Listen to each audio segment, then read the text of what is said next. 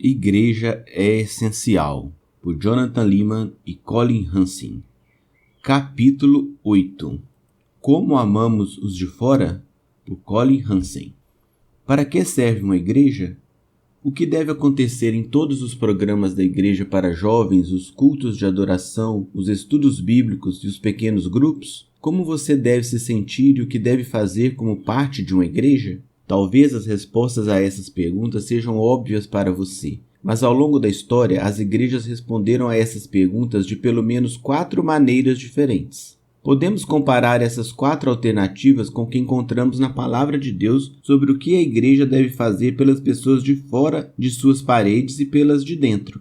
Algumas dessas respostas se sobrepõem, elas não são necessariamente mutuamente excludentes. No entanto, as igrejas geralmente enfatizam apenas um desses aspectos do relacionamento entre os de dentro e os de fora. Primeiro, alguns acreditam que a igreja existe para evangelizar. A igreja tem como objetivo levar pessoas para dentro de um prédio no domingo para ouvirem as boas novas sobre Jesus e se converterem. A pregação e o ensino se concentram no básico: nosso problema com o pecado, o sacrifício de Jesus e a necessidade de crer. Os cultos de adoração tendem a passar por séries regulares sobre relacionamentos, paternidade, finanças, cultura popular e outros tópicos que se conectam com os de fora. O pregador visa conectar essas situações de vida à nossa necessidade de Jesus. Segundo, alguns acreditam que a igreja existe para realizar boas obras. A igreja tem como objetivo mobilizar as pessoas de dentro para ajudar as pessoas de fora de maneiras palpáveis. Essas igrejas entregam sopas em marmitex e fazem bazares de roupas usadas. Elas oferecem programas de emprego para ex-presidiários e aulas de alfabetização para pessoas carentes, imigrantes ou refugiados. A pregação e o ensino enfatizam as boas obras de Jesus e seu mandamento de amar nosso próximo como a nós mesmos. Os líderes exortam os de dentro a trabalhar e votar por mudanças que beneficiem os menos afortunados de fora. Os cultos de adoração apresentam anúncios sobre dias de ações beneficentes e a necessidade de voluntários. Eles também destacam relatos de pessoas de fora cujas vidas foram ajudadas por pessoas de dentro. Terceiro,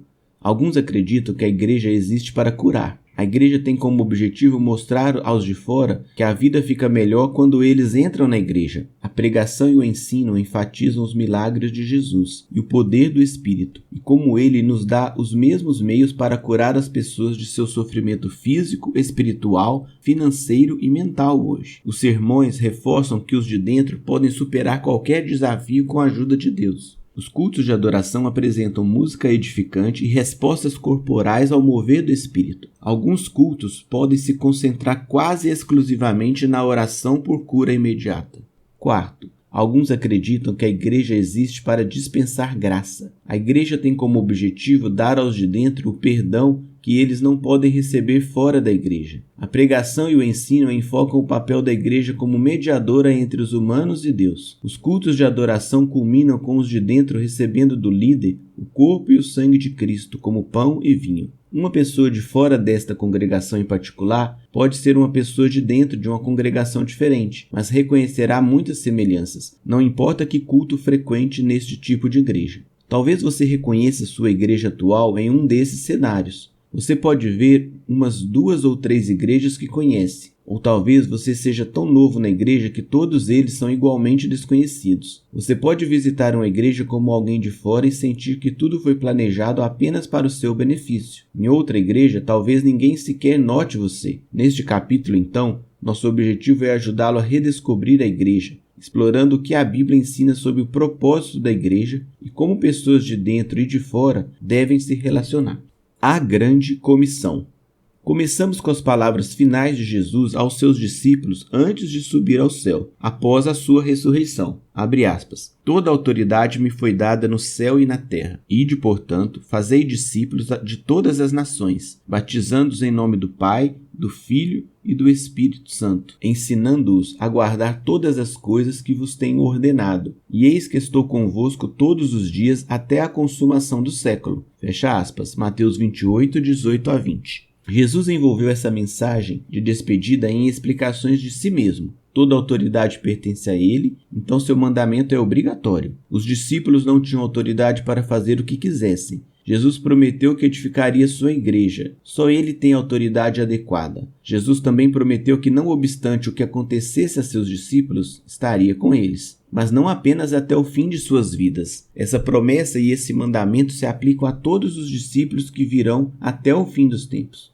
Considerando que Jesus deu essas palavras antes de subir ao céu, seu compromisso deve ter confortado os discípulos, que tinham pouca ideia do que esperava depois de sua partida. Jesus entregou essa mensagem de despedida às principais pessoas de dentro, os homens que haviam caminhado e conversado com ele por anos. Mas é digno de nota que aqui Jesus não disse nada sobre eles como os de dentro. Ele apenas ordenou o que deveriam fazer pelos de fora. Assim como ele os fez seus discípulos, eles deveriam ir e fazer outros discípulos. A abrangência, entretanto, mudou dramaticamente. Seu horizonte se expandirá muito além do interior da Galileia e da cidade de Jerusalém. Jesus os enviou a todas as nações. É impressionante olhar para trás e ver como eles obedeceram e fizeram discípulos em todos os lugares, da Índia à África e à Europa. O que então esses de dentro deveriam fazer para transformar os de fora em discípulos de Jesus? Para começar, eles batizavam. As igrejas hoje discordam se o batismo ocorre logo após o nascimento ou logo após a profissão de fé em Jesus Cristo. Está além do escopo deste pequeno livro resolver essa disputa. Mesmo assim, todos concordam que os discípulos batizaram novos crentes em nome do Pai, do Filho e do Espírito Santo, como Jesus ordenou. Isso significa que eles ensinaram aos de fora sobre a Trindade, um Deus em 3 pessoas. Considerando a crença judaica em um Deus e a crença romana em muitos deuses, essa doutrina exigiria um tratamento paciente, cuidadoso e prolongado. Ela não deve ter sido auto-evidente para os de fora, que os discípulos encontravam, não importa para onde viajassem. A última ordem de Jesus abrange quase tudo que você possa imaginar, ensinando-os a guardar todas as coisas que vos tenho ordenado. Temos 4 livros da Bíblia cheios de ensinamento de Jesus. Os discípulos também passaram vários anos com ele. Eles não poderiam ter cumprido essa ordem ensinando apenas sobre a cruz e o túmulo vazio, e então exortando a uma decisão sobre crer. Sim, a conversão transforma pessoas de fora em pessoas de dentro. Mas os novos iniciados devem aprender a guardar o ensino de Jesus. E assim como Jesus serviu de exemplo para os discípulos, também os discípulos devem ter ensinado os novos crentes a observá-los, bem como seus ensinos, conforme seguiam os mandamentos de Jesus. Novamente, obedecer a esse aspecto da ordem que chamamos de grande comissão deve ter exigido tempo e paciência. Provavelmente não é o tipo de coisa que você pode realizar apenas por chamadas de vídeo, muito menos em podcasts unidirecionais. Esse tipo de ensino é melhor realizado pessoalmente, em relacionamento, em diálogo, na igreja. A igreja hoje. O que podemos concluir então a partir da grande comissão para que a igreja existe? Como os de dentro e os de fora se relacionam?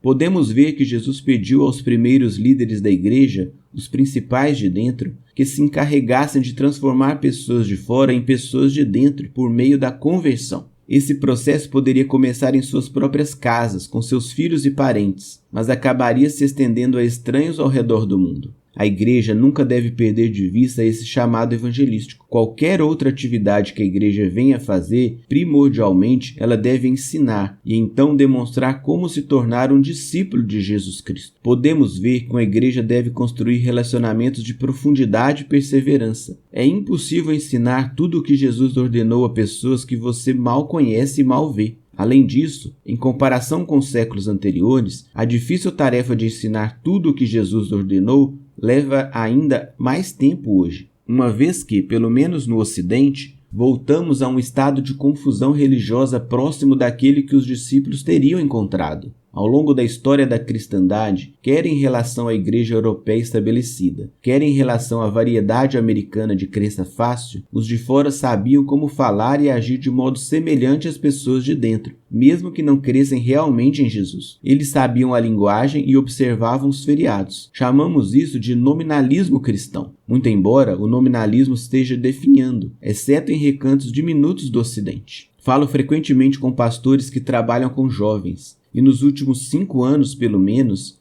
Tenho ouvido uma mensagem consistente. É preciso o dobro de tempo hoje para fazer o mesmo progresso no discipulado de uma década atrás. Cada vez menos pessoas de fora sabem de qualquer coisa que Jesus disse, além de alusões genéricas ao julgamento e ao amor. Quando eles entram, entendem pouco sobre o que significa seguir Jesus, quem ele é, o que ele fez, o que ele ordenou. A igreja redescoberta não pode se dar ao luxo de repetir os mesmos mantras básicos de autoajuda sem sondar qualquer profundidade teológica. Essa fé superficial não ajuda os novos crentes a obedecer a Jesus, considerando que ele nos disse para esperar que o mundo odiasse seus seguidores. Mateus 5:11, 10:22, Marcos 13:13, Lucas 21:17, João 5:18. Uma palavra semelhante de cautela se aplica às igrejas que se concentram na cura ou na dispensação da graça. A oração deve, de fato, caracterizar qualquer igreja fiel, e o Espírito tem o poder de curar, tanto os de dentro quanto os de fora. Mas o papel do Espírito é nos ajudar a lembrar o que Jesus ensinou e fez. João 14:26. Qualquer cura física ou ajuda financeira neste lado do céu é boa, mas não é definitiva.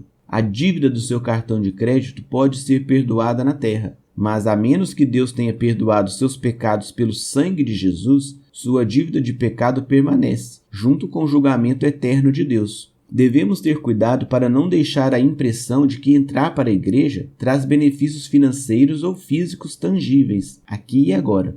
Caso contrário, Jesus se torna o meio para um fim mundano e temporário. Quando a igreja trata de dispensar graça, caminhamos sobre uma linha tênue na igreja. Este livro é sobre como o corpo de Cristo é essencial. Deus autorizou os líderes da igreja a administrar as ordenanças do batismo e da ceia do Senhor em seu nome. Eles guardam esses meios de graça, os quais pertencem apenas aos de dentro. Você não pode simplesmente dar um mergulho na piscina do quintal e engolir um pedaço de pão com uma lata de Coca-Cola e chamar isso de igreja. Ao mesmo tempo, nenhum mero mortal determina seu destino espiritual, esteja você do lado de fora ou de dentro. O apóstolo Paulo disse a Timóteo, seu protegido e pastor em Éfeso, abre aspas, porquanto há um só Deus e um só mediador entre Deus e os homens, Cristo Jesus, homem, o qual a si mesmo se deu em resgate por todos, testemunho que se deve prestar em tempos oportunos. Fecha aspas. 1 Timóteo 2, 5 e 6. A graça vem de Deus para todos os que pedem por fé. Ela não é armazenada pela igreja e distribuída a mando dos líderes. Você não precisa da igreja para nascer de novo, mas precisa da ajuda da igreja para andar sobre as pernas frágeis da fé incipiente. E quanto a tudo mais que Jesus ordenou? Até agora, neste capítulo, estabelecemos que a igreja existe para ajudar os de fora a se tornarem de dentro por meio da conversão. Quando essas pessoas de fora se tornam parte da igreja, os de dentro, paciente e diligentemente, os ensinam a obedecer a tudo o que Jesus ordenou. Ao redescobrir a igreja, você perceberá que nem todos são ótimos em fazer as duas coisas. Às vezes, você ouvirá muito sobre o Evangelho, a saber, a cruz e a ressurreição, mas você não ouvirá tanto dos evangelhos, aqueles 4 livros baseados nos relatos dos primeiros discípulos de Jesus. Eles culminam na cruz e ressurreição, após dezenas de capítulos com o ensino de Jesus. Compreender a relação entre evangelho e os evangelhos é a chave para redescobrir o compromisso da igreja tanto com o evangelismo quanto com a vida, como membros dedicados às boas obras, criando os filhos no temor do Senhor, indo trabalhar todos os dias como para Cristo, fazendo o bem aos nossos vizinhos não cristãos, buscando realizar obras de compaixão e justiça, engajando-nos nas questões referentes à praça pública quando temos oportunidade e muito mais. A própria estrutura dos evangelhos nos diz que Jesus entendeu sua missão como oferta de si mesmo em sacrifício para expiar o pecado. Ele explicou aos discípulos, abre aspas, pois o próprio Filho do Homem não veio para ser servido, mas para servir e dar a sua vida em resgate de muitos. Fecha aspas. Marcos 10, 45. E veja também Mateus 20, 28. O Evangelho de Mateus tem seu ponto de virada na confissão de Pedro de que Jesus é o Cristo, o Messias de Israel há muito prometido. Mateus 16, 16. A partir desse ponto, Jesus começou a explicar aos seus discípulos como ele precisaria ir a Jerusalém, sofrer nas mãos dos líderes judeus, morrer na cruz e ressuscitar dos mortos no 3º dia. Versículo 21. Quando entendemos essa missão de Jesus, podemos entender a missão da igreja de compartilhar esse evangelho sobre o que Jesus fez. No entanto, se isso fosse tudo que Jesus veio fazer, não precisaríamos de todos os outros capítulos dos evangelhos. Não precisaríamos do Sermão do Monte em Mateus 5 a 7. Não precisaríamos que Jesus explicasse como os de dentro devem se relacionar uns com os outros, como devem se relacionar com os de fora e como contribuem para uma sociedade boa e justa. Nesse sermão, ouvimos Jesus dizer, abre aspas, vós sois a luz do mundo. Não se pode esconder a cidade edificada sobre um monte. Assim brilhe também a vossa luz diante dos homens, para que vejam as vossas boas obras e glorifiquem a vosso Pai que está nos céus. Fecha aspas. Mateus 5, 14 e 16.